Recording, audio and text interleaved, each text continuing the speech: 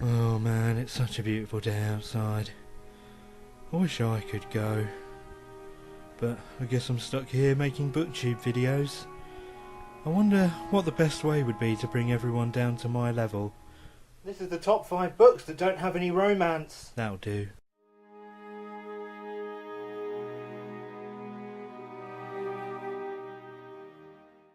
Welcome to another video from my channel. It's Top 5 Wednesdays, created by Sam. Well, not created by Sam, but currently run by Sam from Thoughts on Tomes. She made this topic and I'm doing it now. So this video is all about the top 5 books that don't have any romance, because pretty much all books pretty much have a romance in at some point. So the challenge was to find books that don't, and I've managed to do it because I'm lonely. And yes, before you point it out in the comments, I do realise that it's completely ironic that I happen to be wearing a t-shirt that says "Love You" on it whilst doing this video. It's from a band. Look, it's a band. So the first book is called Peter Pan. It's by J.M. Barrie. It's about a boy who doesn't grow up. Therefore, it would be really inappropriate to have romance in it. The only romance in this book is between Peter Pan and food that isn't real. And one time, he kidnapped a girl and held her against her will on an island where there were murderers trying to get him, and he wants her to be his mum. That's not romantic at all. You can't romance your mum. The second book is called Hex by Thomas Oldhoevelt. It's a Dutch name. It's by a man from Holland, and it's a book about a witch who lives in a town, right? This book's actually great. Let's drop the jokey act for a second. This book is about a witch who lives in a town, and she's been there for years, and basically the town folk have gotten so used to the witch being there that they just don't give a shit anymore, and like they just sort of hide her from people that come to town for the day, and they just try not to get in her way, and they try not to annoy her. It's actually a brilliant book. It's creepy as hell. There's no romance in it because dead witch ghosts can't be in love with people, and the only romance really is between a boy and being on YouTube. So it's a romance that I sort of can relate to.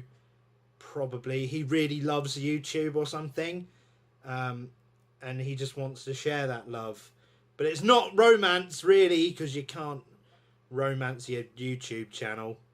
The third book on our list is called Me and Earl and the Dying Girl.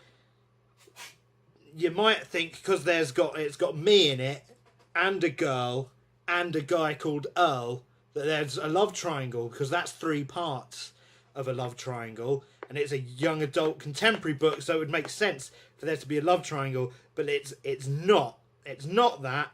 It's got no romance in it at all. In fact, quite a lot of the time, the book makes fun of trashy YA romance stories, and it's brilliant for that in that respect. It's not romantic. Cancer and being dead isn't romantic, and neither is this book. It's not about romance.